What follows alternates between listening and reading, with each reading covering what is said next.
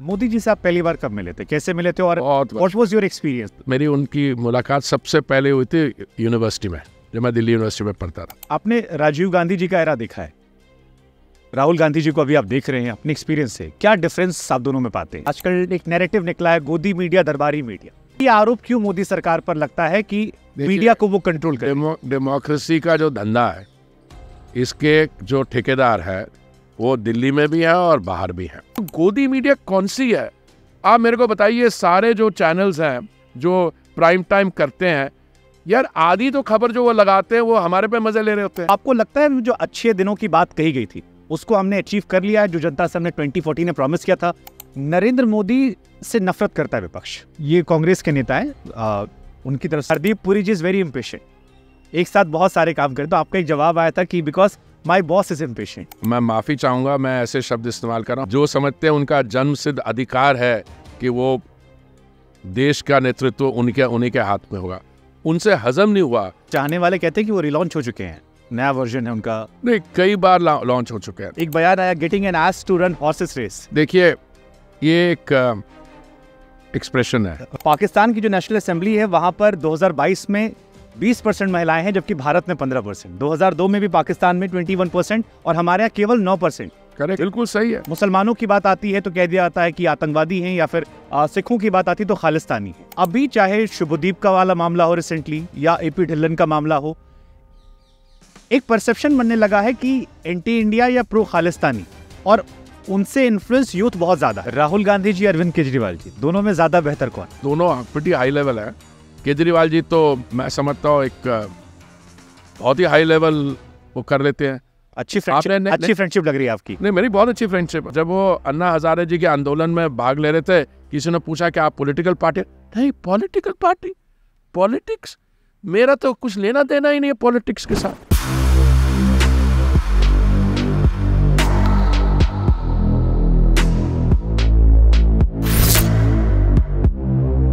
एक बड़ा अच्छा शेर है कि मिल सके आसानी से उसकी ख्वाहिश किसको है, जिद उसकी जो मुकद्दर में लिखा नहीं। आज अनप्लग बात कही कि इस एपिसोड में मेरे जो मेहमान हैं उन पर यह शेर सटीक बैठता है, क्योंकि वो बचपन से जिद्दी भी रहे हैं। उनके करियर पर अगर आप नजर डालेंगे तो आपको ये रियलाइज होगा कि उन्होंने लाइफ में सब कुछ किया है जो जिंदगी को रोमांच बनाता है। हिंदू कॉलेज में युवा नेता रहे, आगे बढ़े तो स्टीफन्स में जाकर बच्चों को पढ़ाया, IFS ऑफिसर बने, शादी की तो उसको लेकर भी खबरें बनी, जब डिप्लोमेट बने तो जो काम किए वो ऐतिहासिक हैं, ऐसे काम हैं जिनको सुनकर शायद आप रोमांचित हो जाएंगे। उसके बाद पॉलिटिक्स में आए तो बाजीगर कहलाए, और अब रोटी से लेकर मकान की जिम्मेदारी उनके कंधों पर है। हरदीप सर, आपका बहुत बहुत स्वागत है और थैंक यू सो मच अपना कीमती समय में देने के लिए। Thank you. आप जिस तरीके से मुझे डिस्क्राइब कर रहे हैं, मुझे अब शक हो रहा है कि आप किसी और को तो नहीं बुलाए थे प्रोग्राम में और उनकी जगह मैं बैठ गया हूँ आके। नहीं सर, आपकी लाइफ इतनी रोमांचित है कि मुझे रियलाइज हुआ कि यूथ पे मैं ज्यादा ओल्ड एज लग रहा हूँ अपने आपको। थैंक यू जी। जो पहला सर मेरे जहन में थॉट आता है हरदीप सर को लेके कि आप, क्योंकि आपके बहुत सारे इंटरव्यूज भी हमने देखे और उसमें एक बात जो मुझे समझ में आई है, 2 बॉलीवुड की फिल्में याद आई, एक थी बाजीगर, दूसरी थी जिद्दी दिल। उसका रीजन क्या है? आपके तमाम इंटरव्यूज को देखकर ही, बचपन में छोटे थे आप तो घूसा मारने किससे वायरल हुए, थोड़े बड़े हुए तो हॉस्टल से आपने क्रांति की, आगे बढ़े तो शादी को लेकर आपकी क्रांति नजर आई, उसके बाद आप डिप्लोमेट बने, जाफना गए, वहां पर आपकी क्रांति हमने देखी, रिटायर हुए, लोगों को शायद लगा होगा कि अब थोड़ा सा सुकून से रहेंगे, मैम ने एक्सपेक्ट किया होगा, तो आपने एक नई क्रांति की मशाल पॉलिटिक्स में कर दी। सो ये जो क्रांति की आग है, ये इसका सोर्स कहाँ से सर? देखिए, आप कहाँ पे पैदा होते हैं ये तो खुद तो आप तय नहीं करते, आपके सामने क्या चैलेंजेस आते हैं वो भी नहीं करते हैं। ये घूसा मारने की जो आदत की बात कर रहे हैं, घूसा मारने की, इसको सीखना पड़ा। क्योंकि जब मैं जर्मनी में गया तो बच्चों के बीच में उनको बड़ा अजीब लगता था। ये कहते हैं लड़का पर लंबे बाल हैं, गुत्त वो प्लेट है पीछे या जूड़ा होता है सिख बच्चों का, तो ये क्या, तो मजाक करते थे। तो हमने तो मजाक तो ठीक है, फिर that gets out of hand. तो वहाँ से ये सेल्फ डिफेंस होता है, नंबर 1। दूसरा, अगर आपको ज़िंदगी में कभी भी, आप तो अभी बहुत यंग हैं, आप बहुत सक्सेसफुल हैं, आपके बहुत फॉलोअर्स हैं, पर आपको कभी लगे कि आपको री इन्वेंट करना पड़ेगा तो आप करेंगे। आपने भी नहीं अपने आप को री इन्वेंट किया। आप एक अच्छे पत्रकार से, आपने जहाँ तक मुझे जानकारी है, जब महामारी का सामना करना पड़ा, जब आपके पास समय बहुत था, तो आप एक बहुत ही शानदार इन्फ्लुएंसर बन गए। और देखिए, सिचुएशन और कॉन्टेक्स्ट चेंज हो रहा है, और मैं हमेशा ये कहता हूँ कि अगर हम लोग सोचें 2023 या 2024 में कि हम 2000 या सन 1900 के जो टेम्पलेट्स हैं उसको लेके चलें, वो हम तो बिल्कुल खड़े होने लायक नहीं रहेंगे। तो ये री इन्वेंशन जो होती है, ये आदमी, मैं समझता हूँ कोई भी व्यक्ति, मैं अपना उदाहरण इसलिए देता हूँ कि जब मैं देखता हूँ कि मेरे सामने क्या है, मेरे पास क्या चॉइसेस है, कभी भी मुझे ये भी लगता है कि अभी जो हम जिस समाज सेवा में लगे हुए हैं या पॉलिटिकल नैरेटिव में लगे हुए हैं, ये कहाँ तक चलेगा। So what is the next step. तो आप कहेंगे बड़ी अजीब आदमी है, या अभी या ज़िद्दी है कि अभी आयु इतनी होगी और अभी भी नेक्स्ट स्टेप नहीं। बहुत, अभी मैंने देखा है बहुत लोग, you can go into spiritual salvation, दाढ़ी खोल के आराम से आप लोगों से बात करिए, उनकी बात सुनिए। अभी आप 2 मंत्रालयों के विषय के बारे में जब कीजिए, आप उनसे बात कीजिए, उनकी स्पिरिचुअल सेल्वेशन के बारे, उनकी जो मीनिंग ऑफ लाइफ के बारे, तो कुछ भी हो सकता है। पर आपको अगर अपने आप में कुछ कॉन्फिडेंस हो तो हो सकता है। ये कहाँ से आता है मुझे पता नहीं। आप कोई 2 व्यक्तियों को एक जगह दें, कईयों में ऐसा टैलेंट होता है कि वो आइडियाज़ ऐसे प्रोड्यूस करते हैं, कुछ उनको आइडियाज़ एंटरप्रेन्योर कहिए, कुछ लोग होते हैं उनको कोई भी चीज़ दे दो, चैलेंज दे दो, वो आपको मैकेनिकली चीज़ बता देंगे कैसे करना है। तो अभी तो मैं समझता हूँ कि अभी आर्टिफिशियल इंटेलिजेंस आ जाएगा, बाकी चीज़ें आ जाएगी। आप देखिए लिमिट्स ऑफ, हमें कुछ डर भी लगता है फ्रैंकली। अब किसी ने कहा कि बिकॉज आप human being at the centre, और इतनी टेक्नोलॉजिकल एडवांसमेंट, डीफेक, कुछ भी सब किसी जगह से, मशीन लर्निंग से लेके AI से जो भी होगा, अभी तो the limits of the human mind, creativity, अभी we are just beginning on that. नहीं सर, हमारे शो में भी सवाल ये सारे हमने रखे हैं, लेकिन हम चाहते हैं कि लाइटर नोट पर, क्योंकि कहते हैं ना कि हर सफल आदमी के पीछे एक औरत का हाथ होता है, उसमें तो बिल्कुल कभी कभी 2 राय होनी नहीं चाहिए। और जितनी जानकारी हमें मिली कि मैम और आप शायद साथ साथ पढ़ते थे, और ज़्यादा पढ़ते नहीं, एकेडमी में हम 1974 बैच का जब IAS IFS और बाकी सर्विसेज का फाउंडेशन कोर्स हुआ, तो हम वहाँ मिले पहले विदेश मंत्रालय में जिस दिन रजिस्टर करने गए, और फिर हम लोग साथ थे मसूरी में, तो मुलाकात वहाँ हुई। तो मंत्री बनना मुश्किल था, डिप्लोमेट बनना मुश्किल था, शादी के लिए प्रपोज करना मुश्किल था, या शादी के बाद वो शुरुआती निभाना मुश्किल था क्योंकि दोनों डिप्लोमेट थे? मैं हमेशा समझता हूँ कि पहला जो कदम होता है वो हमेशा सबसे ज़्यादा मुश्किल होता है, क्योंकि उस पर बहुत कुछ डिपेंड करता है। अगर पहला आपने कदम सही ले लिया तो बाकी rest falls into place. So I would say कि that was because it was a difficult choice for both of us in a way, क्योंकि हमारा धर्म अलग, हिंदू सिख। अब मैं जितना मर्जी आप फिलोसोफाइज के लिए कि सिखिज्म कहाँ से शुरू हुआ, गुरु गोविंद सिंह जी रहा, वो तो हिंदुइज्म क्या एक किस्म के हिंदुइज्म की रक्षा के लिए ये रिलीजन आया। पर वो तो बातें करने की होती है। जब आप एक निर्णय लेते हो कि आप अपनी ज़िंदगी किसी के साथ स्पेंड करोगे, उस समय तो बेसिक सवाल आते हैं। तो आपकी फैमिली ऑर्थोडॉक्स नहीं थी? मेरी फैमिली ऑर्थोडॉक्स नहीं थी, पर कंजर्वेटिव थी, और उनकी फैमिली भी ऑर्थोडॉक्स नहीं थी, कंजर्वेटिव थी, एजुकेटेड थे। उनको जो प्रॉब्लम्स हमें पॉसिबली फेस करनी होंगी उसके बारे में उनकी जानकारी पूरी थी, पर उनके पास ये नहीं था कि जो हमारे में विश्वास है और कॉन्फिडेंस, ये आप एक निर्णय लेते हो, then it's your decision and then you have to make it work. So I think that was the rest came easy. मैं आपका कई सारे इंटरव्यूज देख रहा था, तो मैम की मुस्कुराहट में देख रहा था जब आप उनको लेकर बात कर रहे थे, and I was loving that कि बिहाइंड द सीन कैसे वो आपकी लाइफ में रोल प्ले करती है। मैं आपको देखिए, हर एक इंसान का एक्सपीरियंस अपना होता है, but I don't think you can get mental stability, satisfaction unless you are confident on the home front. That is the most important thing, and I don't make this statement lightly. देखिए ऐसा है, you need a life partner. शादी तो आपकी जल्दी हो सकती है, अरेंज हो सकती है, आजकल डाइवोर्स रेट्स भी काफ़ी हाई है, बट अगर लाइफ पार्टनर में जो इनिशियल आपको मेंटल इन्वेस्टमेंट करनी है और कोई इन्वेस्टमेंट नहीं है. हम तो we were two middle class product. I mean I was lower middle class, she was may be middle class और upper middle class, both educated, nothing in common other than the fact that we studied in Delhi. Nothing in common. Because our language spoken at home was different. The value system was also a little different. All right, she comes from a family where there was a lot of emphasis was on culture and dance. अब हमारे Sikh family में for at that stage a daughter doing a Bharatnatyam recital या a Kathak performance was not common. अब तो things have evolved. But you took a decision, a good decision, and it paid rich dividends later. आपकी कहानी बिल्कुल to states की तरह है. आपने देखी फिल्में देखते हैं? मैंने नहीं, मैं फिल्में देखता हूँ, पर मैंने टू स्टेट्स में देखूंगा जब. आप जरूर नाम के साथ देखिएगा, ये हमारी रिक्वेस्ट है. लेकिन सर, क्रांति जो आपकी है वो सिर्फ शादी करने को लेकर या स्कूल से जाने को लेकर नहीं है. एज अ पॉलिटिशियन बयानों में भी है. मैं कुछ बयान आपके सुन रहा था हाल फिलहाल में, जैसे एक बयान आया, getting an ass to run horses race. देखिए, ये एक एक्सप्रेशन है. ओके. इसको कहिए मुहावरा है कि मतलब कि आप बहुत सारे टैलेंटेड लोग वहाँ बैठे हैं, एक और आदमी आता है वो भी बहुत टैलेंटेड है, पर उसका जो टैलेंट है उस फील्ड में नहीं है. राहुल गांधी.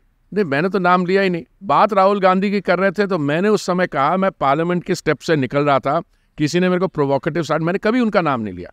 और मैंने ये भी कहा कि मेरी औकात कहाँ से, मैं उनका नाम क्यों लूँ. किसी ने बोला ये है, मैंने कहा देखिए ऐसा है, आप मान के चलिए, don't get an ass to run a horses race. अब किसकी बात कर रहा हूँ मैं, ना राहुल गांधी की मैंने नाम लिया ना कुछ किया. उसके बाद आप जैसे हमारे जो मित्र लोग हैं, शुभचिंतक हैं, उन्होंने उस पर कर दिया. आप किसी को कहिए कि ये आप गधे को घोड़ों के रेस में मत लड़ाइए. अब कौन इस कैप को लेके अपने सर पे लगाता है? Whom does this cap fit? मैंने तो नहीं बोला कौन गधा है और कौन घोड़ा है. और 6 बंदे रेस में हैं, इसमें से कोई भी गधा हो सकता है. आपने राजीव गांधी जी का एरा देखा है, राहुल गांधी जी को अभी आप देख रहे हैं, अपने एक्सपीरियंस से क्या डिफरेंस आप दोनों में पाते हैं? देखिए, जब मैंने राजीव गांधी जी का इरा देखा, वो अभी नए प्रधानमंत्री बने थे और इंदिरा जी की बहुत इस दुर्घटना के बाद वो नए प्रधानमंत्री बने थे. श्रीलंका में हम पोस्टेड थे. उनकी श्रीलंका पॉलिसी देखे, बहुत डिटर्मिन्ड थे. He wanted to do good. जो भी हुआ, अभी Rahul ji has not been tested yet. मैं तो चाहूँगा कि राहुल जी को कुछ कभी आने वाले समय में कुछ ऐसे जिम्मेवारी दी जाए, उनको इलेक्ट हों कहीं, उनको जिम्मेवारी दी जाए जहाँ पे उनको अपनी जो एडमिनिस्ट्रेटिव एक्यूमेन है उसको इस्टेब्लिश. चाहने वाले कहते हैं कि वो रिलॉन्च हो चुके हैं, नया वर्जन है उनका. नहीं, कई बार लॉन्च हो चुके हैं. तो रीलॉन्च का मतलब तो एक बार नहीं लॉन्च, वो तो कई फेजेस में उनकी लॉन्चिंग हुई है. बट मैं ये कह रहा हूँ कि इस सब लॉन्चिंग में तो आप कहीं भी जाके कुछ बोल देते हैं. अब उसमें देखिए, वो पंजाबी में एक कहावत है कि वो गल कहती है, तू मनु मुँह चो कट तो फिर मैं तेनों बाद शहरों कटवा देंगे. कि आप कुछ स्टेटमेंट करते थे, it comes to haunt you. यहाँ पे तो मेरे को लगता है कोई इम्पैक्ट ही नहीं है. कई चीज़ें बोल जाते हैं जिसमें पता नहीं इसको अकाउंटेबिलिटी कहाँ होगी. एक आपका स्टेटमेंट और मैं पढ़ रहा था, 60 पढ़े लिखे मूर्ख. न्यू पार्लियामेंट बिल्डिंग को लेकर आपने कहा कि they are disgrace to country. कुछ लोगों ने कहा था पॉल्यूशन को लेकर.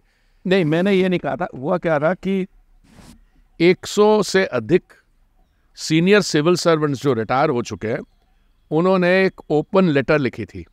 उस ओपन लेटर में उन्होंने कहा था कि ये जो नई पार्लियामेंट बिल्डिंग है इसलिए बनाई जा रही है क्योंकि किसी ने बोला है कि ये जो पुरानी पार्लियामेंट बिल्डिंग है वो जिंक्स्ड है, वो it will mean bad luck, इसलिए हमें ज़रूरत पड़ गया नई पार्लियामेंट बिल्डिंग.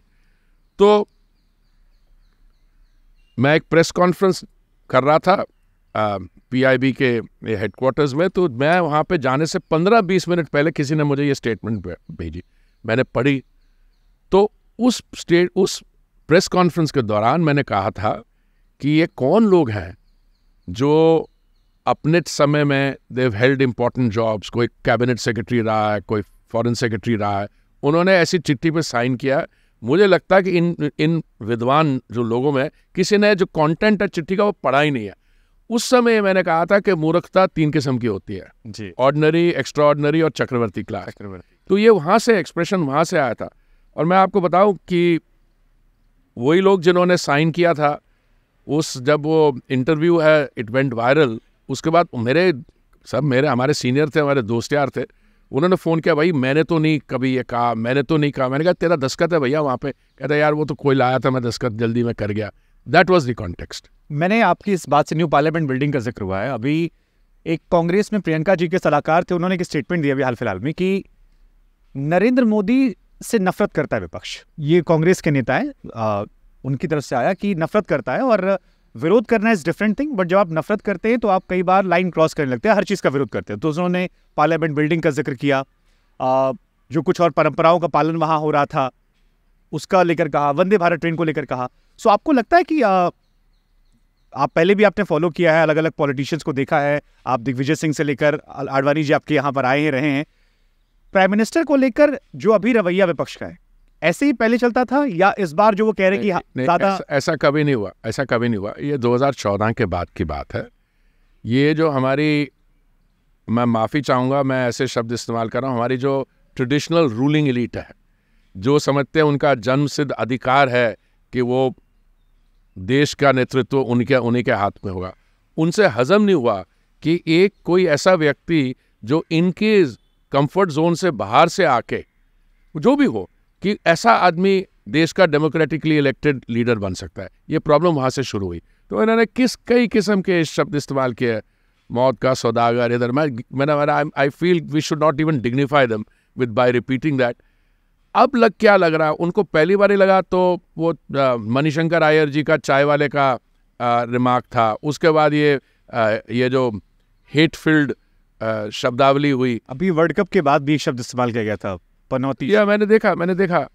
अब मैं आपको क्या बताऊं कि ये अंदर की कुछ फ्रस्ट्रेशन होती है कि ये कैसे हो रहा है कि मैं एक एलीट, मेरा परिवार जिसने देश को स्वतंत्रता दिलवाने में इतना योगदान दिया, हम में से नहीं, कौन ये बाहर से आके कर गया। ये एक बहुत डीप सीटेड फ्रस्ट्रेशन की का साइन है। विपक्ष के लोगों से सवाल पूछते हैं कि आपने ऐसा क्यों कह दिया, तो उनका लॉजिक ये रहता है कि देखिए, लड़े तो जीते नाम सरदार का, तो हारे भी नाम सरदार का। अगर हर चीज का क्रेडिट आप फुल दे रहे हैं तो फिर सवाल हम किससे करें। तो वो उस सेंस में कहते हैं। जैसे अभी 41 मजदूरों की बात आई, एक शानदार काम हुआ, देश भर में तारीफ हो रही है, उत्तराखंड के सीएम और पीएम दोनों ने मिलकर जिस तरह से हमने काम किया, काफी तारीफ उसकी हो रही है।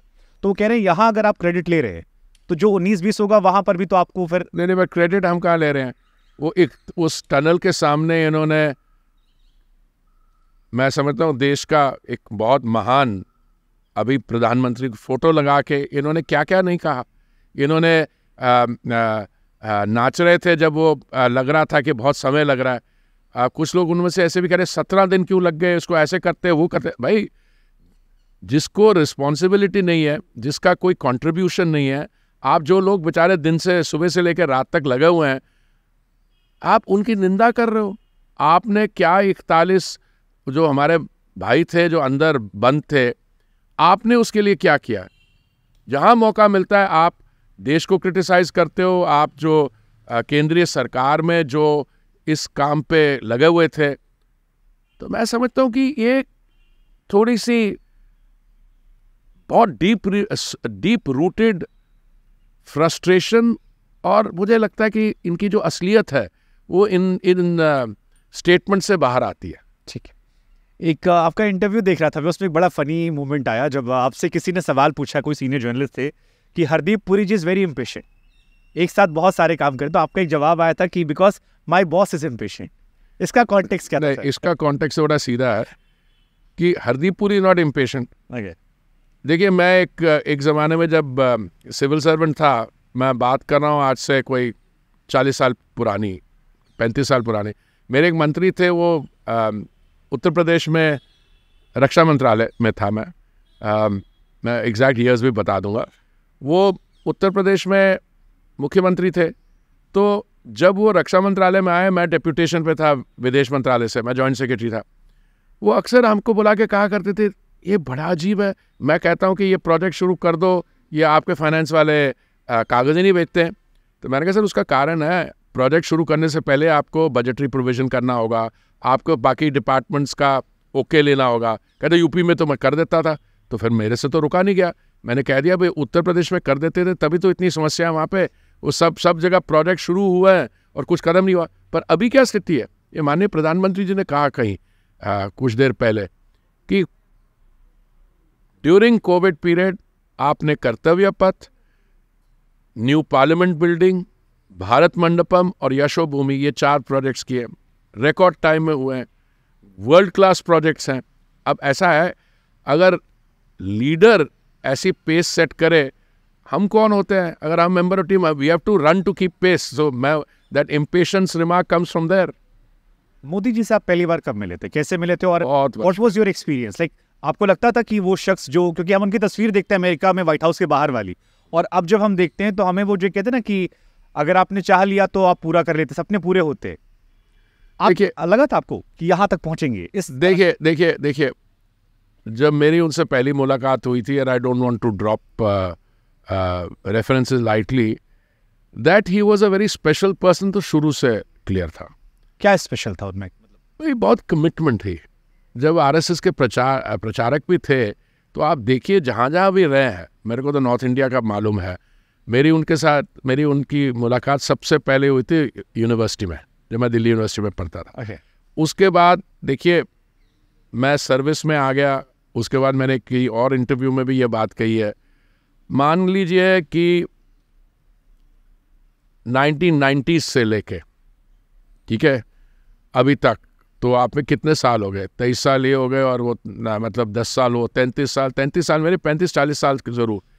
देखिए, एक ऐसे महान व्यक्ति हैं जो अपने जो एस्पिरेशंस हैं वो देश के साथ आइडेंटिफाई करते हैं कि देश में क्या वो प्रगति, क्या वो विकास एटसेट्रा, और वो कभी भी, मैंने तो आज तक नहीं देखा वेरी सिट स्टिल। वो एक काम पूरा नहीं हुआ, 2 काम दूसरे और शुरू हो गए।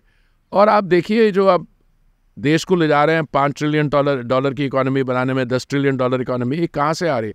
हमारे 100 इकोनॉमिस्ट जो से लिबरल वाले, वो तो कह रहे थे हो ही नहीं सकता, वो कहते ये भी नहीं हो सकता, वो भी नहीं हो सकता। अब कौन क्रिटिसाइज करते हैं? क्रिटिसाइज वो लोग करते हैं जो पॉलिटिकल सिस्टम में रहे हैं और उनकी टेन्योर के दौरान काम जो 70 साल में इन्होंने 9 साल में कर दिखाया। तो ये है, this is the man, but behind that man is also a strong social commitment, very strong commitment, कि वो अपने आप को आइडेंटिफाई करते हैं। अभी कल आई थिंक उन्होंने एक इंटरैक्शन में कहा कि वो 4 हमारी जो जातियाँ हैं जिनके साथ वो आइडेंटिफाई करते हैं, कौन है? गरीब, किसान, महिला और युवा। और अगर आपको विकसित देश बनना है, और वो उन्होंने कहा उनका संकल्प है कि 2047 तक बनेगा, जिस तरीके से हम चल रहे हैं 2047 तक भी नहीं रुकना पड़ेगा। और आगे वाले समय में अगर आप किसान और महिला और ये 4 जो जातियों जिनके साथ उन्होंने आइडेंटिफाई किया, इनमें जो आप परसेप्टेबल चेंज देख रहे हैं, ये और सुधार हो उनकी स्थिति में, तो आपको 2047 का क्यों वेट करने की जरूरत है? मैं अगर बहुत स्पेसिफिक होकर पूछूं, 2014 में आप पॉलिटिक्स में आए थे जी। 2013 में आप पॉलिटिक्स में तो पहले था, जब मैं यूनिवर्सिटी में था। मेरा के बाद बीजेपी ज्वाइन की थी जी 2014 में। 2014 में ही प्रधानमंत्री नरेंद्र मोदी जी बने। जब वो प्रधानमंत्री बन रहे थे उस दौरान जो नारे थे, बहुत सारे इश्यूज थे, करप्शन के और बहुत सारे इश्यूज थे। कुछ नारे ऐसे आए थे जिन्होंने हर घर हर दिल में जगह बना ली थी, जिसमें नारा था अच्छे दिन आने वाले हैं, बहुत हुई महंगाई परवार, या बहुत हुआ रोजगार का इंतजार, नारी परवार। आज जब आपका political career second tenure almost आ चुका है, प्रधानमंत्री 2 टर्म पूरे रह चुके हैं, और अब आपको भी जानकर खुशी होगी कि ये पहली बार होगा कि दुनिया में कहीं पर 1 बिलियन वोटर होने वाले जो वोट देने चाहेंगे sir. This will be the first time 2024 में। सो आपको लगता है जो अच्छे दिनों की बात कही गई थी उसको हमने अचीव कर लिया है, जो जनता से हमने 2014 में प्रॉमिस किया था? कितने 10 आउट ऑफ कितना आप अपने आप को रेट करना चाहिए? नहीं, मैं तो 10 आउट ऑफ 10 दूंगा। उसका कारण यह है कि आप जब ये बात करते हैं या कोई और बात करता है, तो वो आपको किस चीज़ के साथ कंपेयर कर रहा है, बिफोर एंड आफ्टर। आप एक दृश्य देखिए, एक तरफ बिफोर 2014 से पहले क्या स्थिति थी और आज क्या स्थिति है। हाँ, मैं चाहूँगा कि जब हम 10वें या 11वें स्थान पे थे, हमारी अर्थव्यवस्था 2014 में या 2014 से पहले, हम सीधा वहाँ से कूद छलांग लगा के पहले स्थान पर पहुंच जाए, वो तो मैं चाहूँगा, पर नहीं, अभी 5वें स्थान में पहुंचे हैं। अभी जो मैंने कोर सेक्टर ग्रोथ देखा, जो मैं अपना कुछ आंकड़े देखे, हम 4+ ट्रिलियन की इकोनॉमी है, साल 1.5 साल में 5 ट्रिलियन डॉलर की इकोनॉमी होगी, हमारा 6-6.5% रेट ऑफ ग्रोथ है। जर्मनी और जापान जो 2 देश हमसे आगे हैं, 4.1 4.3 है, वहाँ पे ग्रोथ है नहीं या 0.9% ग्रोथ है, तो आप 5 ट्रिलियन डॉलर की इकोनॉमी। कन्वेंशनल विजडम ये कहता है कि 5 ट्रिलियन इकोनॉमी से 10 ट्रिलियन बनने के लिए डबल 5 साल में होता है। मान लीजिए आपका 10 हो गया, थोड़ा कम होगा, वो अच्छे दिन नहीं है। आपकी अच्छे दिन को है, ये जो अच्छे दिन को क्रिटिसाइज करते हैं, इस नारे को, आपने इसको नारा डिस्क्राइब किया, वो ये कहते हैं अरे भाई milk and honey will flow around the roads. It is. अब देखिए इस समय आप एनर्जी की कंजम्पशन देखिए, उसके बारे में मुझे थोड़ी जानकारी है। आप ये देखिए कि एम्प्लॉयमेंट, रोजगार मेले में कितने लोगों को नियुक्ति पत्र दिए जा रहे हैं। आप ये देखिए हमारा जो अर्बन ट्रांसपोर्ट सिस्टम है, मेट्रो, उसमें क्या हो रहा है। आप दुनिया में 2nd लार्जेस्ट मेट्रो सिस्टम बनने जा रहे हैं। आप 3rd लार्जेस्ट आपकी सिविल एविएशन मार्केट है। आपके 74 एयरपोर्ट्स थे 2014 में, अब वो 148 हो गए हैं। दिल्ली के आसपास जेवर एयरपोर्ट जब बन जाएगा, आपका जो ट्रैफिक है दिल्ली इंदिरा गांधी इंटरनेशनल और जेवर एयरपोर्ट का मिला के बिगर देन हीथ्रो, गैटविक और स्टैनस्टेड पुट टुगेदर। भाई साहब, आज स्थिति ये है कि बहुत लोग जो बाहर गए हुए थे, डॉक्टर, प्रोफेशनल्स, वो वापस आना चाहते हैं। तो कुछ दिन तो अच्छे हुए, बट एब्सोल्यूट टर्म में अगर आप कहेंगे 2014 में जो हमने कहा हम छलांग मार के सीधा 20 ट्रिलियन डॉलर इकोनॉमी बन जाएंगे, तो होगा नहीं। मैं समझता हूं किसी भी व्यक्ति की जिंदगी में अच्छा वही होता है जब हमारा पर कैपिटा इनकम भी साथ साथ बढ़ रहा है, और पर कैपिटा इनकम बढ़ रहा है, इकोनॉमी का साइज बढ़ रहा है। तो इसलिए अभी जो हमारे विरोधी दल है, जो हमारे विपक्ष में है, वो अभी इस चीज़ की ज़्यादा बात करते नहीं। उनको भी लगता है कि अच्छे दिन या आ गए हैं या थोड़े और आने वाले हैं, इसलिए वो अपना नैरेटिव चेंज कर लेते। नहीं सर, आपने जो कहा इसमें बहुत सारी सच्चाई है। आप लोगों ने जनधन योजना में ऑलमोस्ट 50 करोड़ लोगों के बैंक खाते खोले, उज्ज्वला में 9.58 करोड़ लोगों को गैस कनेक्शन दिया, घर बनवाए 3-3.5 करोड़ लोग, ये सारी चीजें। लेकिन जो क्वेश्चंस उसके बाद वो रेस करते हैं, जैसे आपने कहा 2014 से कंपेयर होना चाहिए, पहले का, बिफोर एंड आफ्टर। सो उसमें जो कांग्रेस स्पेशली जो सवाल खड़ा करती है, वो ये कहती है कि 2014 में पेट्रोल के दाम 71 रुपए थे, अब 97। हालांकि इंटरनेशनली रेट बहुत फ्लक्चुएट हुए, दुनिया के बाकी देशों में हम कंपेयर करेंगे तो बहुत डिफरेंस नजर आता है, और कई देश ऐसे हैं जहां पर पड़ोस में 300 के पार भी जा रहा है। लेकिन जो उस पर वो सवाल उठाते, वो ये उठाते हैं कि एक्साइज ड्यूटी जो गवर्नमेंट के हाथ में होती है, 2014 में दैट वाज 9.48, इस वक्त दैट इज 19.9। तो वो कहते हैं कि ये तो आपके हाथ में कंट्रोलेबल था, अगर आप चाहते तो थोड़ी और राहत दे सकते थे। इसमें स्टेट्स का भी इन्वॉल्वमेंट है, ये स्टेट्स भी इतना ही मोटा पैसा चार्ज करते हैं, और ये भी उन्हीं के स्टेट्स हैं जो ये सवाल उठा रहे हैं। बट फिर भी ये डिफरेंस तो सर एक है 14 के पहले। देखिए, आप जो प्रश्न पूछ रहे हैं उसके 2 भाग हैं। एक तो पेट्रोल का दाम कितना था, अब कितना है, दुनिया में कितना बढ़ा और हमारे क्या हुआ। अब 2014 से मैं इतिहास लूँगा तो फिर मैं 1973 पे जाऊँगा, जब सारा ये खेल कूदा। मोदी जी के 7-8 साल हमने एक बार कंपैरिजन किया था। इन मोदी जी के समय rate of increase of petrol lowest है अगर आप 7-8 साल का पीरियड लेके। और मैं आपको एक और बड़ी इंटरेस्टिंग स्टेटिस्टिक देता हूँ कि कितना हम टैक्स कलेक्ट करते हैं, दैट ऑल्सो डिपेंड्स ऑन कितना हम पेट्रोल या कच्चे तेल की रिफाइनिंग करते हैं, वो करते हैं। बट पिछले 2 साल का पीरियड ले अगर हम, तो भारत एक ऐसा देश है, केवल एक ही देश है जहाँ पे पेट्रोल का दाम 11% कम हुआ है। ऑन एन एवरेज देश दुनिया भर में 30 से 40% बढ़ा है। हमारे आसपास के 2 देश हैं दक्षिण एशियाई के, वहाँ पे और भी बढ़ा है। और ये क्यों हुआ? क्योंकि 2 समय, नवंबर 2021 में और मई 2022 में माननीय प्रधानमंत्री जी ने केंद्रीय सरकार जो एक्साइज करती है उसको कम किया। उसके कारण पेट्रोल और डीजल का दाम 13 रुपये और 16 रुपये कम हुआ। बीजेपी के स्टेट्स ने अपना वैट कम किया, फिर भी ये नहीं होता। इतना एक्साइज रिड्यूसिंग है। हमारी कंपनियों ने कोई 28,000 करोड़ का नुकसान उठाया है।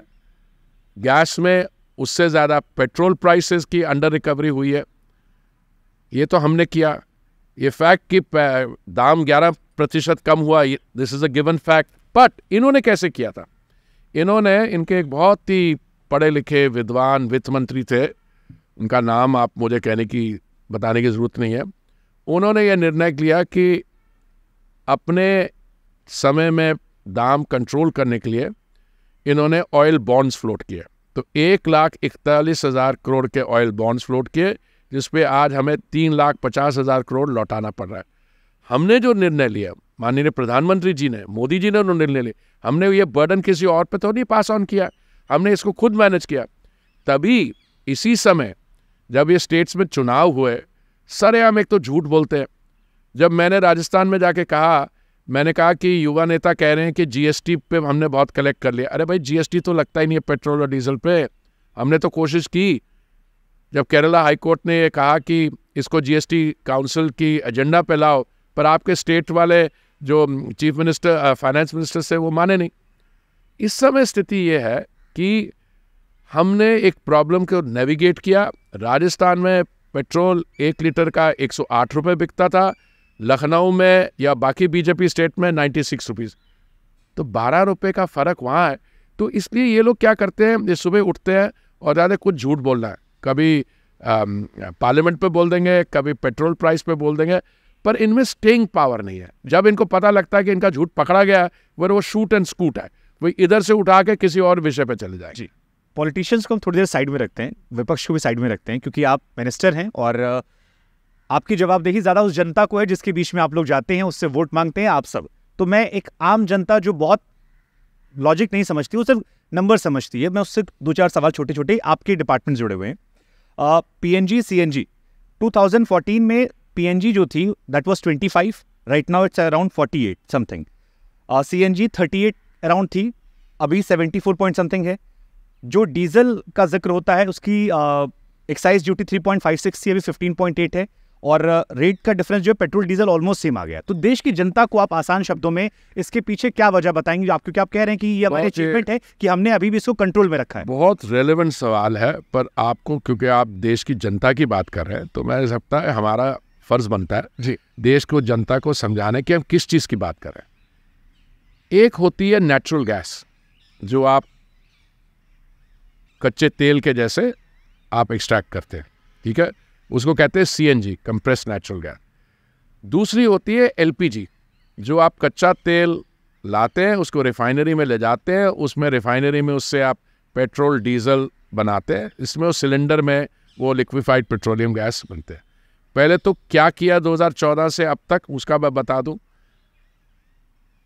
2014 में एलपीजी कनेक्शन शायद हमारे 14 करोड़ थे, आज वो 33 करोड़ है। तो 9 साल में 14 करोड़ से हम 33 करोड़ गए।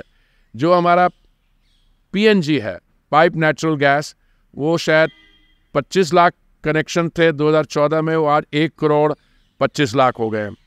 अब आप मुझसे पूछे पीएनजी और एलपीजी में कितना फ़र्क है। सिंपल, पीएनजी एक पाइप में आपके घर में आती है और कोई 25-30% उसका दाम एलपीजी से कम होता है। अच्छा, हमने क्या किया, पहले तो हमने अपनी तरफ से जो उसका प्रोडक्शन है, हमारा 1-2 साल पहले 18% बढ़ा, पिछले साल 18% बढ़ा। हमारी कोशिश ये रहेगी हम इसको बढ़ाते जाएं।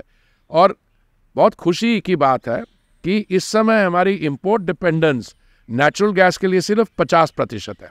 अब आए दाम पे, ऐसा है हमें इंपोर्ट करना पड़ता है और इसका बेंचमार्क होता है सऊदी सीपीयू, ये बढ़ा 330%।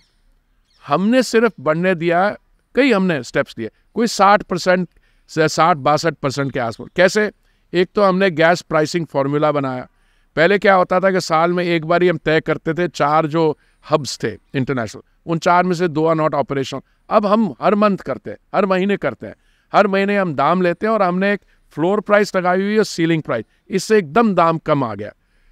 देखिए, गैस की जहाँ तक बात है, हमने अपनी तरफ से कोई कसर नहीं छोड़ी। जहाँ तक एलपीजी है, देखिए इस समय सबसे ज़्यादा सहायता किसको चाहिए? उन परिवारों को चाहिए जिनको आप बिलो पॉवर्टी लाइन या इकोनॉमिकली वीकर सेक्शन करते हैं। तो आपने उज्ज्वला स्कीम का जिक्र किया जी, आज स्थिति ये है कि हम 9 करोड़ 60 लाख उज्ज्वला कनेक्शन दे चुके थे। माननीय प्रधानमंत्री जी ने यह भी निर्णय किया कि हम 75 लाख और देंगे, और मुझे लगता है कि जिस तरीके से हम चल रहे हैं ये 75 लाख जो एक्स्ट्रा कनेक्शंस हैं ये भी बहुत जल्दी सैचुरेट हो जाएंगे। और माननीय प्रधानमंत्री जी ने हमेशा ये कहा हमें और भी कुछ करना पड़े। देखिए सिलेंडर का दाम कहाँ से कहाँ गिरा है। मार्केट का दाम 1100 रुपये था, उसको आपने 200 रुपये कम किया, 900 रुपये, और आपने उज्ज्वला पे 300 रुपये वो दिया, वो 600 आया। तो अगर कुछ राज्य बातें करते कि नहीं हम तो 550, अरे भाई तुम तो दे ही नहीं रहे, तुम तो 50 रुपये दे रहे हो, बाकी तो केंद्रीय सब्सिडी है, वहाँ से सिलेंडर मिल रहा है सस्ता। सर आपने उज्ज्वला का जिक्र किया, उज्ज्वला को लेकर 2 पॉइंट समझाते हैं, इस पर भी आप इस कर दें। एक ये था कि जवाब दिया गया था कि उज्ज्वला योजना का कनेक्शन बांटे गए। सेकेंड टाइम रिफिलिंग को लेकर क्वेश्चंस कई बार सारे आते हैं। इनफैक्ट रामेश्वर जी ने शायद संसद में भी इस बात का जिक्र किया था कि रिफिलिंग का नंबर उतना नहीं है। और सेकेंड, अभी एक आरोप आप लोग पर लग रहे थे कि आप लोगों ने इलेक्शंस को देखते हुए किया और जो बहनों को दिया। ये आप, हालांकि इलेक्शन तो हिंदुस्तान में हर साल होते हैं और हर साल हर 6 महीने होते हैं जी। देखिए पहली बात तो नंबर ऑफ रीफिल्स में इसमें तो कोई is not my view against your view, वो तो एम्पेरिकली फैक्ट है। अभी सिलेंडर का जब शुरू हुआ था और अब तक अभी रीफिलिंग हो रही है 3.8 सिलेंडर्स पर फैमिली। मैं समझता हूँ अगर एवरेज पर फैमिली लो तो 4 ही है, तो उज्ज्वला का जो रीफिलिंग है और कॉमन का है वो बहुत, इसमें कोई फ़र्क नहीं है। दूसरी बात, ये चीज़ कभी कोई बताता नहीं, साल में 12 सिलेंडर अवेलेबल होते हैं उज्ज्वला में, और 12 सिलेंडर जो अवेलेबल होते हैं उज्ज्वला में लोग क्यों नहीं ले रहे हैं, उनको ज़रूरत नहीं है। और मैं ये भी देखता हूँ, आप परिवार का साइज़ देखिए, जहाँ तो परिवार में 4 जने हैं टोटल, हस्बैंड वाइफ और 2 बच्चे, तो ये 4 cylinders is more than enough, more than enough. Okay, अब थोड़ा लाइटर नोट पे आते हैं। सर आप अमृतसर में आप गए, आप और अरुण जेटली जी, क्योंकि मैंने आपकी दोस्ती किस्से बहुत सारे सुने। ये जो सियासत का आपको बाजीगर कहा गया, हरदीप पुरी जी में वो क्या एक्स फैक्टर था? क्योंकि बीजेपी में तो नेताओं की कोई कमी नहीं, एक से एक बड़े नेता, एक से एक दिग्गज, आप जितने लिस्ट उठाते हैं हर स्टेट में आपको नए नए मिल जाते हैं। अमृतसर सीट से आप और अरुण जेटली जी दोनों बाजीगर रहे, जिसे हम कहते हैं हार कर जीतने वाले को हम बाजीगर कहते हैं। वो क्या खासियत आपको लगा, आपको लगता है कि आपको लेकर बीजेपी ने देखा और आपको यूटिलाइज उन्होंने किया? कि देखिए ये जनरलाइजेशन जो है कि अरुण जी वहाँ से लड़े और उसके बाद बाजीगर, और क्या मतलब उनको कुछ रिस्पॉन्सिबिलिटीज़ दी गई और मैं भी हारा, तो इससे जनरलाइज करना बड़ा मुश्किल है। देखिए अरुण जी का जो योगदान रहा है बीजेपी में, मैं बात कर रहा हूँ उस समय जब वो विद्यार्थी परिषद में थे, यूनिवर्सिटी में डूसू के प्रेसिडेंट थे, उनका जो संबंध रहा है लीडरशिप के साथ, उनकी जो कंट्रीब्यूशन रही है, आप उसको देख के चलिए।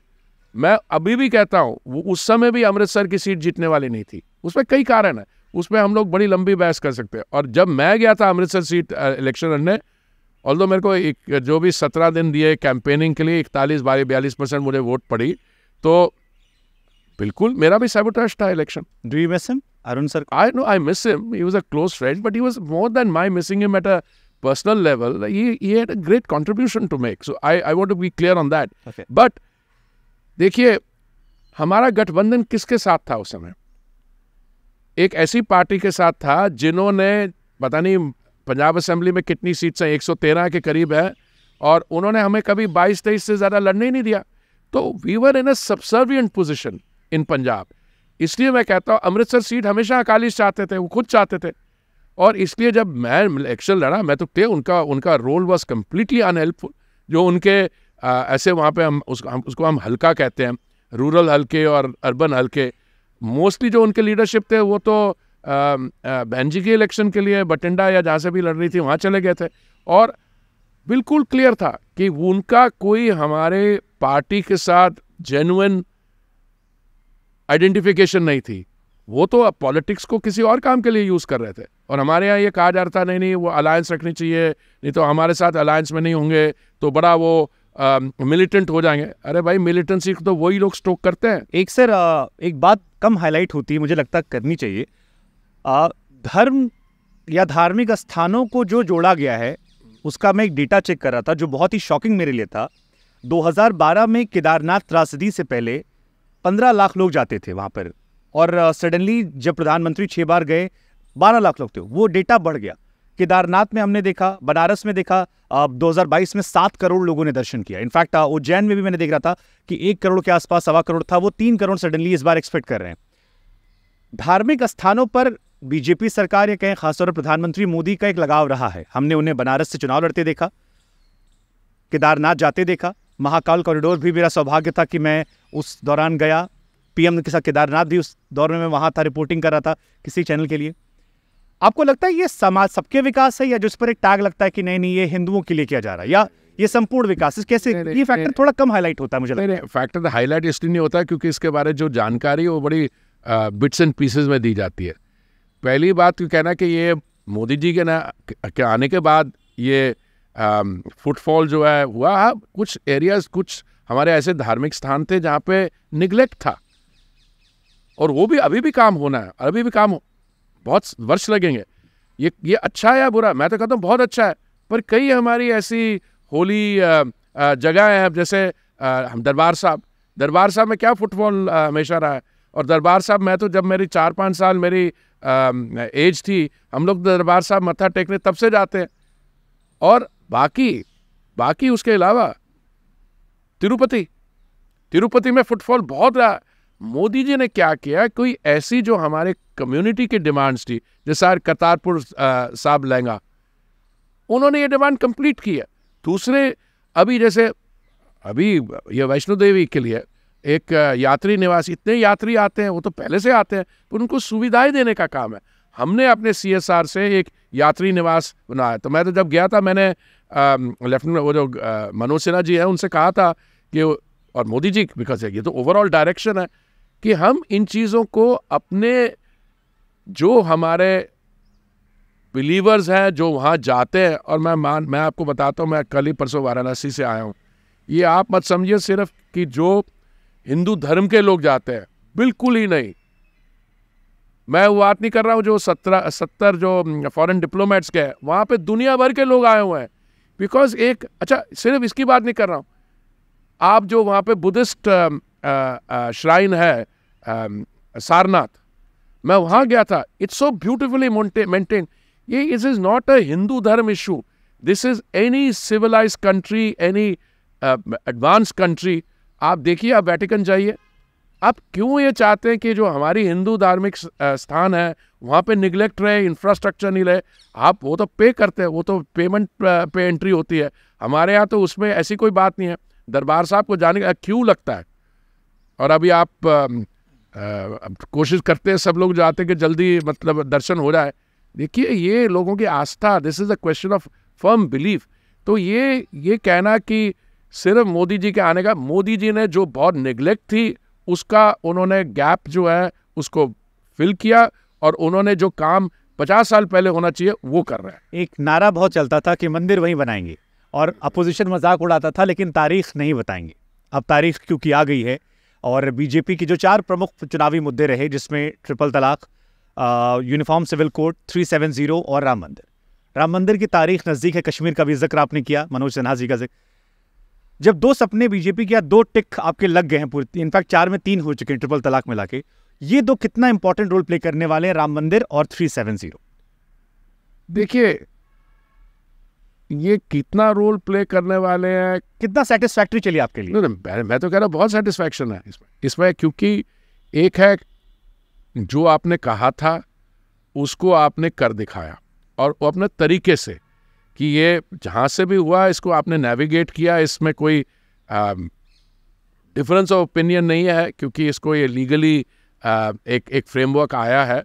बस अब एक काउंटर क्वेश्चन सर, ये कि बीजेपी राम मंदिर वाले में क्यों क्रेडिट ले रही, कैसे ले रही? हम चाहते हैं आप बताइए, क्योंकि बीजेपी कहती है। नहीं, बीजेपी ने तो कर दिखाया, क्रेडिट कहाँ ले रही? वो फैसला तो कोर्ट से था, तो फिर कैसे? कोर्ट से था, पर कोर्ट को भी परस्यू किया आपने, उसके बाद कोर्ट से कई फैसले आए हैं, वो किया काम आपने ये कहा कोर्ट से फैसला आया, और हमने टाइम बाउंड तरीके में किसे, अब ये जनवरी 2024 की डेट बताई जा रही है, 21 तारीख, तो क्या इसमें सेटिस्फैक्शन लेंगे? नहीं। पर इसमें एक तो है जो फिजिकल काम करना, पार्लियामेंट बनाना, कर्तव्य पद बनाना, भारत मंडपम, यशो भूमि, नाउ अयोध्या, उस तरीके से देखिए कितना फायदा इसमें। मैं इसको इलेक्ट्रॉनिकली देखता ही नहीं हूँ। मैं अब इसके मान के चलिए, जो लोग आपको क्रेडिट की बात ही नहीं है। जो लोग इसमें विश्वास नहीं करते तो वैसे ही आपको नहीं मानने वाले, पर बाकी जो करते हैं उनको कम से कम ये तो रीअश्योरेंस है कि एक किस्म से ये मोदी की गारंटी है। नहीं, मैं हमेशा सर कहता रहा कि हम, क्योंकि मेरा घर पड़ोस में अयोध्या के है और वहां पर बस स्टॉप, सुना लैंड वैल्यूज बहुत बढ़ गई है वहां पर, बहुत ज्यादा। वहां पर बस स्टॉप नहीं था, कई साल पहले तक एक बस स्टॉप या घाट नहीं था। और जब हम दिल्ली या कहीं कहते थे कि हम राजा राम की नगरी से हैं, सो लोग जानते थे, लेकिन वहां जाते नहीं थे क्योंकि वहां जाने जैसा कुछ व्यवस्थाएं नहीं थी। व्यवस्थाएं बदली, अब थोड़ी भीड़ बढ़ रही है। आपने जो बात लैंड की कही वो भी शायद चीजें बेहतर हो रही है। ऐसे ही कहानी 370 की है। राम मंदिर तो चलिए बन रहा है, उसको लेकर एक आस्था भी है, कई लोग खुश हैं। यूपी में हालांकि 4 भगवान हुए थे, मैं हमेशा कहता हूं कि चारों भगवान के साथ वही रहा। स्वामी नारायण भगवान हुए, चले गए गुजरात, अक्षरधाम जो आपका है दिल्ली, और वहां पर हमारे कृष्ण जी रहे, वो द्वारिका चले गए। राजा राम जी रहे जो श्रीलंका गए, जहां आप भी काफी लंबे समय तक रहे, और भोलेनाथ की नगरी काशी, और चारों धीरे धीरे बेहतर दशा में आ रही हैं। सो एक यूपी वाला होने के नाते मेरे लिए खुशी की बात है। लेकिन 370 कितना इंपॉर्टेंस रखता था, क्योंकि इसको लेकर चर्चाएं बहुत होती थी कि और अब शैला रशीद जैसे लोगों को हम सुनते, या कई और लोगों को जो एक अलग टोन रखते थे पहले, अब सरकार को लेकर पॉजिटिव बातें करते हैं। तो ये डर है या अच्छापन है जिसको लेकर उनके हृदय परिवर्तन हुआ है? ये देखिए, ऐसा है, कई मुद्दे ऐसे होते हैं, और खास करके ऐसे मुद्दे जो राजनीतिक दलों के संकल्प पत्र या घोषणा पत्र में पढ़ते हैं, वो किसी एक टाइम की बात नहीं होती है, वो होते हैं कई बड़ी सालों से वो आती रहती है। तो कोई भी आप इशू देख लीजिए, एक मेजर जो है, अब मान लीजिए मैं थोड़ी डिटेल में जाना चाहता हूं, आप स्पेशल स्टेटस एक जगह को, आप उसका इतिहास देखिए, क्या लिखा था उसमें। कभी ये तो कहा ही नहीं था कि ये परमानेंट फीचर होगी। उन्होंने ये कहा था, और अंबेडकर जी की आप राइटिंग्स पढ़िए। बाय द वे, लक्ष्मी के फादर डॉक्टर अंबेडकर के लीगल असिस्टेंट थे। और 370 पे मैंने उनके व्यूज पढ़े हुए हैं। मैंने जो लिखा गया, it was designed as a temporary measure for a particular set of circumstances. अब इतने वर्ष के बाद किसी को आर्ग्यू करना कि ये टेम्पररी मेजर एक परमानेंट फीचर रहे, मैं समझता हूं इस आर्ग्यूमेंट में तो कोई मतलब ही नहीं है।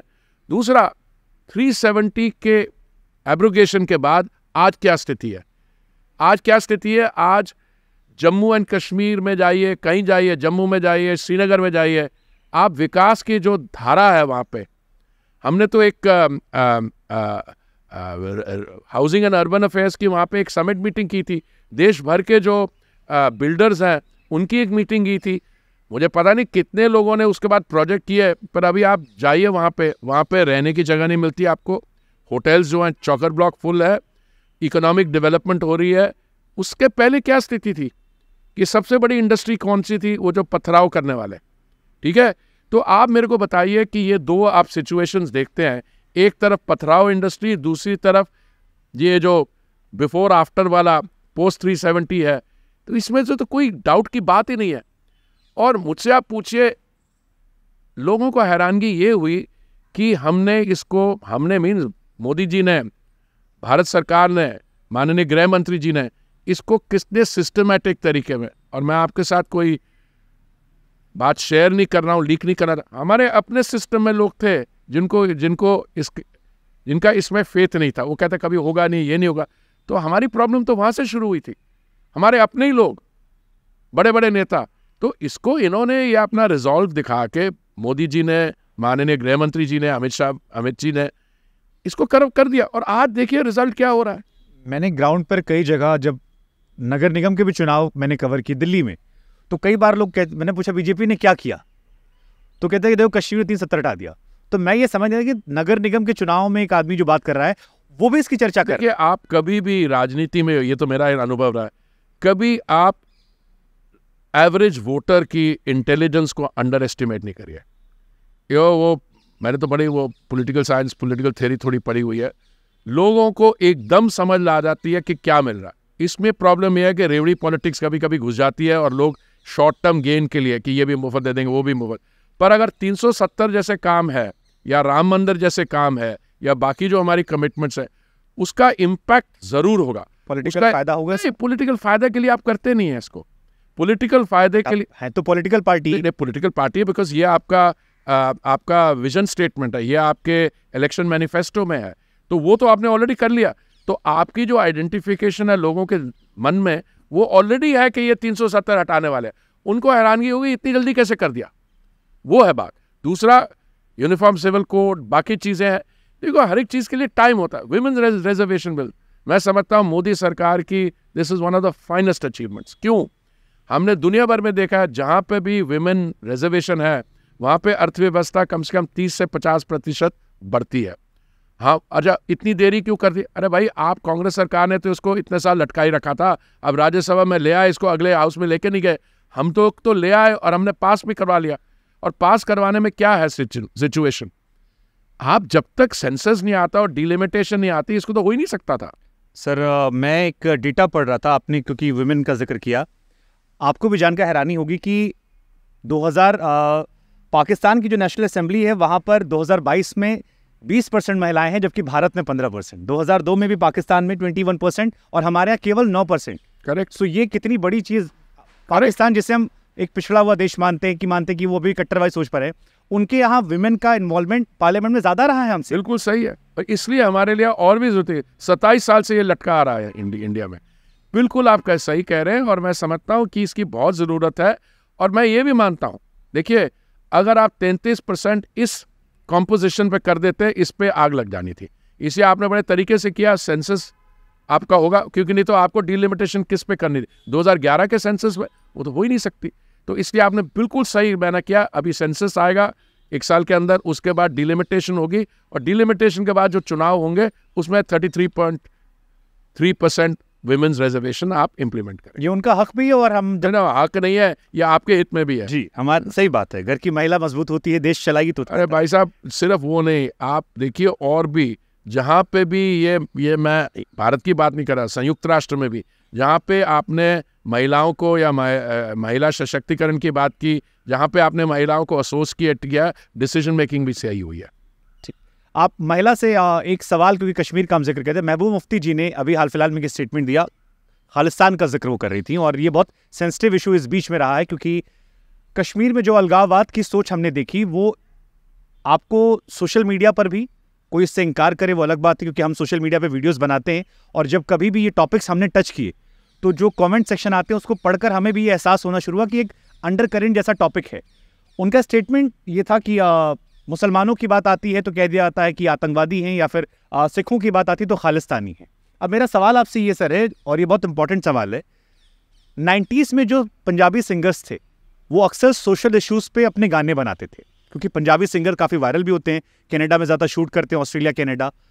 अभी चाहे शुभदीप का वाला मामला हो रिसेंटली, या एपी ढिल्लन का मामला हो, एक परसेप्शन बनने लगा है कि एंटी इंडिया या प्रो खालिस्तानी, और उनसे इन्फ्लुएंस यूथ बहुत ज़्यादा है। और जब इनको लेकर आप वीडियोस बनाते हैं, सो इंडिया में रह रहा एक बड़ा वर्ग भी है जो साइलेंटली आपको कहता है कि आप दूसरा वर्जन नहीं देख रहे। आपको लग रहा है कि कुछ ऐसा है जिसको समझने की ज़रूरत है, सोचने की, बात करने की, या सही करने की? देखिए, मेरा सौभाग्य रहा है कि दुनिया में जहाँ जहाँ भी इंडियन ओरिजिन पॉपुलेशन की जनसंख्या ज़्यादा है, जैसे मैं मानता हूँ लंदन में, ठीक है, न्यूयॉर्क में, बाकी जगह मैं रहा हुआ हूँ, तो मुझे थोड़ी सी कम्युनिटी इश्यूज़ के बारे जानकारी है।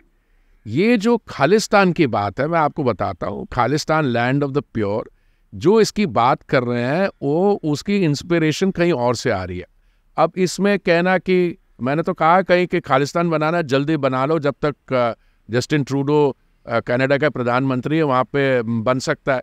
कोई ये कम्युनिटी बैक्ड नहीं है। मैं आपको बताता, अगर कम्युनिटी बैक्ड होता, अगर कोई हादसा होता है कहीं, कोई हमारा एम्बेसडर जाते हैं, 2-4 लोग आके, देखिए कुछ मिसगाइडेड एलिमेंट्स हो सकते हैं जेन्युइनली, जिनको एक इशू का पता नहीं है। दूसरा, जो सपोर्ट इसकी क्रॉस बॉर्डर से आ रही है, जो फंडिंग आ रही है ISI से, उसको भी देखिए। नहीं तो कोई व्यक्ति खड़े होकर कह देता है कि मैं एयर इंडिया का जहाज़ उड़ा दूँ। एक कनिष्का जहाज़ की दुर्घटना हो चुकी है वहाँ पे, तो हमें बहुत सावधानी से चलना है। ये जो मुफ्ती साहब की बात है कि ये वहाँ पे आतंकवादी नहीं, ये सब आतंकवाद है, make no mistakes on it.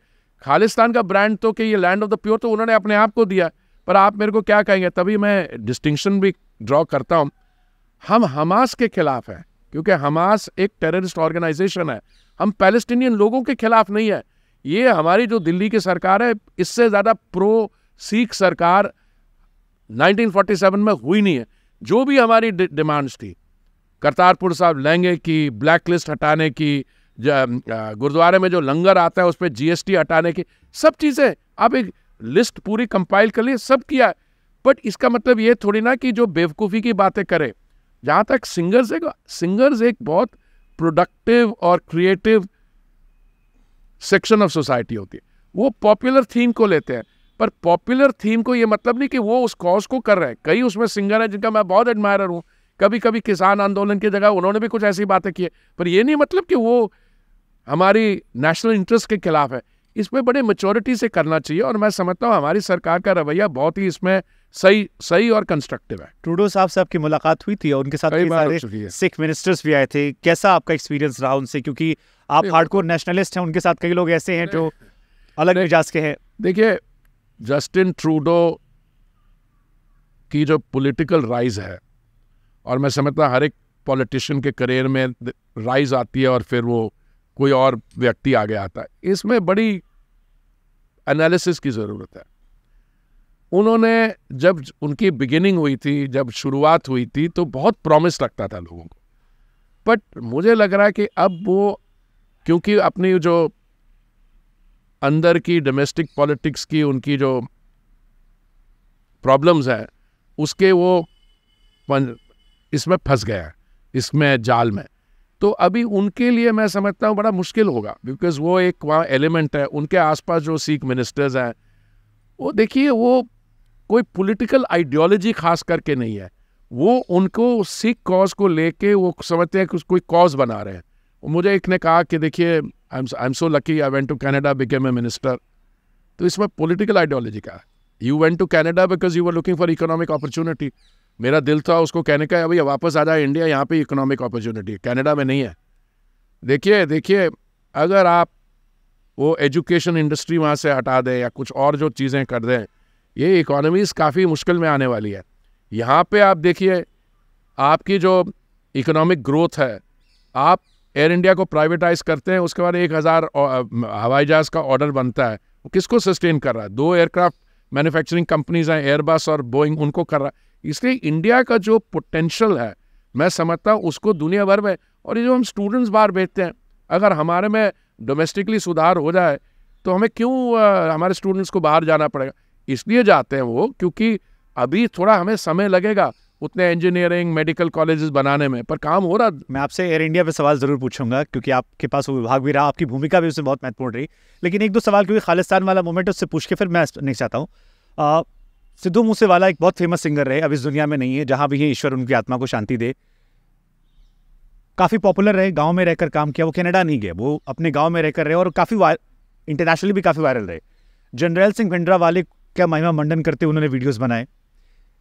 फिर ये सवाल आ रहा है सर कि क्या ये इशू नोटिस करने की जरूरत है? कि आपने कहा कि बीजेपी ने सिखों के लिए बहुत काम किया, जो आप बता रहे हैं वो सारा फैक्चुअल डेटा है, लेकिन पॉलिटिकली जब हम देखते हैं तो एक अलग सोच रखने वाला व्यक्ति पहली बार वहां चुनाव जीत जाता है एक अलग पार्टी से, जिसने उसके कई कारण है, जिसने अपने ट्विटर में बायो में लिख रखा था। उसके कई कारण है जी। उसके कारण ये है कि पंजाब में जिस किस्म की, माफी चाहता हूं, मैं आपको टोकना नहीं चाहता, पंजाब में जिस किस्म की राजनीति हुई है, एवरेज सिटीजन को राजनीति के साथ नफरत हो गई है। क्योंकि वहाँ जो पॉलिटिशियन आए हैं, उन्होंने नशे की राजनीति की है, उन्होंने रेती की राजनीति की है, उन्होंने धर्म को मिसयूज करके उन्होंने अपने इकोनॉमिक एम्पायर सेटअप किया है। तो अगर मैं भी एवरेज होता और मैं नॉन पॉलिटिकल होता, मैं कहता जिसको भी लाओ, आप किसी पॉलिटिशियन को नहीं कर रहा। इसलिए कहना कि वो हमारे खिलाफ वोट थी या कांग्रेस के खिलाफ वोट थी, बिल्कुल नहीं थी। वो वोट थी anti vote against the politics and politician. कौन आज पार्टी जीती है जो उस समय कहती थी कि हम तो पॉलिटिशियन है ही नहीं, हम तो बिल्कुल एकदम क्लीन पॉलिटिक्स ले आएंगे, हम ये कर देंगे, हम नशे को 1 साल में हटा देंगे, हम ये करें, और वो they turn out to be the most corrupt of them all. जो दिल्ली का एक्सपीरियंस हो पंजाब में रिपीट हो रहा है। और आप सीरियसली मानते हैं कि भगवान मान जी, मैं कोई व्यक्ति किसी के खिलाफ नहीं हूँ, आप सीरियसली मानते हैं नशे की प्रॉब्लम वो सॉल्व कर सकता है? नहीं, आई मीन ये आपकी इतनी व्यूअरशिप है, आप एक सर्वे करवा लीजिए आपके व्यूअर कि पंजाब में जो नशे की, हमारे पूरा जनरेशन हमने खोया। कैसे खोया? अब क्योंकि वहाँ पे बड़ी प्रॉब्लम थी, तो ये IELTS है, बच्चों को थोड़ी सी अंग्रेजी बनाते और चीप लेबर भेज दो आप कनाडा में, पूरा जनरेशन। और दूसरे नशे के कारण, तो बहुत ही गंभीर विषय है, बहुत चिंता की बात है। राहुल गांधी जी, अरविंद केजरीवाल जी, दोनों में ज्यादा बेहतर कौन है? नहीं, आप किस चीज पे चॉइस कर? ज्यादा बेहतर देश के लिए कौन है, या ज्यादा बेहतर पॉलिटिशियन कौन है आपकी नजर में? आप दोनों पॉलिटिशियन का सवाल पूछ रहे हैं कि कलाकार कौन है, इनमें से दोनों प्रीटी हाई लेवल है। केजरीवाल जी तो मैं समझता हूँ एक बहुत ही हाई लेवल वो कर लेते हैं। अच्छी फ्रेंडशिप लग रही है आपकी? नहीं, मेरी बहुत अच्छी फ्रेंडशिप। जब वो अन्ना हजारे जी के आंदोलन में भाग ले रहे थे, किसी ने पूछा कि आप पॉलिटिकल पार्टी? नहीं, पॉलिटिकल पार्टी, पॉलिटिक्स, मेरा तो कुछ लेना देना ही नहीं है पॉलिटिक्स के साथ। अब मैं कहता हूँ ये आप लोग नए नए शब्द निकालते हो, पता नहीं क्या होता है, डीप फेक्स होता है या डीप फ्लेक्स होता है जी। ये तो बड़े टेस्ट केसेस हैं, ये तो टेस्ट केसेस हैं। आप चलाइए, देखिए, इनके सारे वो कॉम्पिलेशन करिए। मैं आम आदमी हूँ, मेरा मफलर पहना हुआ है, मेरी गाड़ी के ऊपर लाल बत्ती नहीं होगी। और मेरे भाई वो जो उसने शीश महल बनाया है, शुक्र है मोदी जी प्रधानमंत्री हैं, नहीं तो कोई और प्रधानमंत्री होता है इस देश का, जैसे राहुल गांधी को कहते मैं अपना घर छोड़िए इसके शीश महल में जा रहा हूँ। वो कहते हैं सारे मंत्री डाल दिए आप लोगों जेल में। ऐसा है। आप ये कहिए कि मंत्री बनने का मतलब ये है कि मैं उसके बाद अगर मैं कुछ एक्ट ऑफ ओमिशन और कमीशन हो तो मैं स्क्रूटनी से बाहर होऊंगा, ये तो बिल्कुल ही अनरियलिस्टिक बात होगी। और क्यों ना कोर्ट्स में जाके रिलीफ ले लें। मैं सिर्फ एक बात करता हूँ, और मुझे इसके बारे ज़्यादा नहीं है, आज तक क्यों क्लैरिफिकेशन नहीं दी पाए कि जो ये घोटाले हैं इनकी पोजीशन क्या है, इसमें क्या पोजीशन है इनकी? पॉलिसी चेंज हुई कि नहीं हुई? पॉलिसी चेंज की है। पहले क्या होता था, बाद में क्या होता है? आप क्यों नहीं, अगर आप माननी गलती, कोई रिकमेंडेशन एक पॉलिसी की आ रही है, आप निर्णय कोई दूसरा ले रहे हैं। मैं केस के फंडामेंटल्स में नहीं जा रहा हूँ। देखिए, आप चाहे वो जल बोर्ड हो, चाहे बाकी इश्यूज हों, जनता को पता रखता है। अभी हमारी एक मंत्रालय जुड़ा हुआ एक प्रोजेक्ट के साथ, RRTS, rapid rail transport system. कितनी देर से हम इनको कह रहे हैं कि भाई आपका जो शेयर है इसको दीजिए, दे ही नहीं रहते। मानिए सुप्रीम कोर्ट को इंटरवीन करना पड़ा कि एक हफ्ते में जो 400-500 रुपए करोड़ है, जितना मुझे नहीं याद है, ये दीजिए, नहीं तो आपका एडवर्टाइजिंग बजट। ये प्रोजेक्ट होता है टोटल 13 करोड़ का, उसमें 100 करोड़ खर्च देते हैं एडवर्टाइजिंग पे। तो ये बहुत सीरियस चीज़ है। और मुझे लगता है कि ये 2-3 अंदर गए हैं, उसका क्या कारण है, हम कर रहे हैं, नहीं कर रहे हैं। वो कोई रेफरेंडम भी कर रहे हैं कि अगर वो अरेस्ट हो जाए तो उसका क्या, उनको रिजाइन करना चाहिए। ये ख्यालात किस में आते हैं? मतलब उनका थॉट प्रोसेस ये रहता है कि आप लोग कांग्रेस से ज़्यादा उनसे डरने लगे। ये वो कहते हैं कि हमसे ज़्यादा डरते हैं, इसलिए मैं तो राहुल गांधी के साथ कुछ नहीं करते, वाड्रा जी के साथ कुछ नहीं करते, सब हमारे साथ कर रहे हैं। देखिए, ऐसा है उनके कहने में और हमारे सोचने में और हमारे एक्शंस में। जब कोई सिस्टम बन जाएगा तो मैं इस ऐसे सवाल का जवाब दूंगा, कौन किससे डरता? हम अपना काम कर रहे हैं, वो एक के बाद एक गलतियाँ कर रहे हैं। वो इनके पार्लियामेंट में जो कहते हैं या जैसे उनकी एक्शन होती है, उस पर मैं कैसे कमेंट? सर, एक सवाल दिल्ली वाले पूछते हैं कि हमने क्या गलती कर दी है? हवा पानी कभी साफ हो पाएगी? क्योंकि पराली का इशू बहुत सेंसिटिव इशू रहा है। देखिए, मैं दिल्ली में, मेरी पैदाश दिल्ली में हुई, मैं पढ़ा दिल्ली यूनिवर्सिटी में हूँ, और मेरा अगर कोई घर है तो दिल्ली है। पराली पे आप स्टेटमेंट देख लीजिए। और मैं तो अपनी तरफ से दबा के कंप्रेस बायोगैस प्लांट्स लगा रहे हैं हम पराली को इस्तेमाल करने के लिए। हम पानीपत में 2nd जनरेशन रिफाइनरी में काम कर रहे हैं पराली से एथेनॉल बनाने का। जब उनको बताया जाता है कि ये, जब आप दिल्ली के मुख्यमंत्री केवल थे तो आप कहते थे कि पंजाब से प्रॉब्लम आती है। अब हम जब कहते हैं पंजाब से आती है, नहीं, पंजाब से नहीं आती है, हरियाणा से आती है। तो उनको सैटेलाइट का मैप दिखाया कहाँ कहाँ लाल स्पॉट्स है, रेड स्पॉट्स है। अब ये इस एविडेंस से ज़्यादा क्या दे सकता है? फिर भी सुनते हैं, फिर बात बदल देते हैं। देखो, जिन लोगों को भी झूठ बोलने की आदत हो ना, वो रोज़ एक नया नैरेटिव लेके आए हैं और झूठ फैलाएंगे किसी ना किसी इशू पे। तो फिर वो चुन कर क्यों आ रहे? एक बार ही आए, दूसरी बार भी आए, पर ऐसा है क्योंकि कुछ जो उनके एक्शंस थे, उनको लगा मोहल्ला क्लिनिक वर्ल्ड क्लास। जब महामारी आई उस समय मोहल्ला क्लिनिक में तो पता लगा वो डॉक्टर ही भाग गए, और वो जैसे कोई कंपाउंडर को बैठाया हुआ। उनकी स्थिति देखिए, वर्ल्ड क्लास एजुकेशन सिस्टम हम क्रिएट करें। देखिए, लोग रेवड़ी पॉलिटिक्स, हम ये भी मुफ्त कर देंगे वो भी मुफ्त कर देंगे। जब हमारा ये मेट्रो का भाड़े का बात आया तो मैंने पूछा केजरीवाल जी क्या करना है, मेट्रो को दिल्ली ट्रांसपोर्ट अंडरटेकिंग वाली बस बनानी है या डीटीसी को मेट्रो बनाना है? कह रहे वो बनाना पर पोल्यूशन सॉल्व हो जाएगा, आप फ्री कर दो उसको। मैं सर एक सवाल, उसके बाद हम आपके डिपार्टमेंट पे आ जाएंगे। ये सवाल क्योंकि मैंने दिल्ली का जो नगर निगम इलेक्शन था वो कवर किया था। दिल्ली में क्या लीडरशिप बीजेपी नहीं दे पाई? लोकल लीडरशिप की बात कर रहा हूं मैं। आपके पास दिल्ली में सारे बड़े नेता हैं, लेकिन कहा था कि दिल्ली बीजेपी के जितने कार्यकर्ता हैं सारे नेता हैं। मैं समझता हूँ कई टू सम एक्सटेंट आपकी बात सही है जी, हम नहीं दे पाए, इसके क्या कारण है मुझे नहीं मालूम, क्योंकि हमारे अच्छे लोग रहे। मैं समझता हूँ अच्छे लोगों को मौका नहीं दिया गया। अब जैसे जब मैं दिल्ली के चुनाव के साथ मैं सह प्रभारी था, उस समय मुझे लगता था कि मनोज जी में लीडरशिप क्वालिटीज़ हैं, उनमें लोकप्रियता है, उनमें लोगों में पकड़ है, पर पार्टी में जो भी है, जो भी कारण है, और क्योंकि हम नहीं प्रोजेक्ट कर पाए और पार्टी शायद आइडेंटिफाई नहीं करती, तो ये प्रॉब्लम रहा। ठीक है, अब आखिरी के कुछ सवाल एक दो sir. Global biofuel alliance G20 में इसका क्या इम्पैक्ट रहने वाला है? क्योंकि कहा जा रहा है कि दिशा बदलने वाली ये खेल होने वाला है। देखिए, मैं समझता हूँ बायोफ्यूल्स पर से का बहुत ही कंट्रीब्यूशन रहेगा। क्यों रहेगा? क्योंकि आपको फॉसल फ्यूल से दूर जाना है। फॉसल फ्यूल से दूर जाने के लिए आपको गैस बेस्ड इकोनॉमी में जाना है, और आपको बायोफ्यूल्स ज़्यादा आसानी से बन सकती है। आप पराली से बना सकते हैं, आप मक्के से बना सकते हैं, आप शुगर केन से बना सकते हैं। अभी हम टारगेट कर रहे हैं 20% ब्लेंडिंग 2025 तक, हम 12% तक पहुंच गए।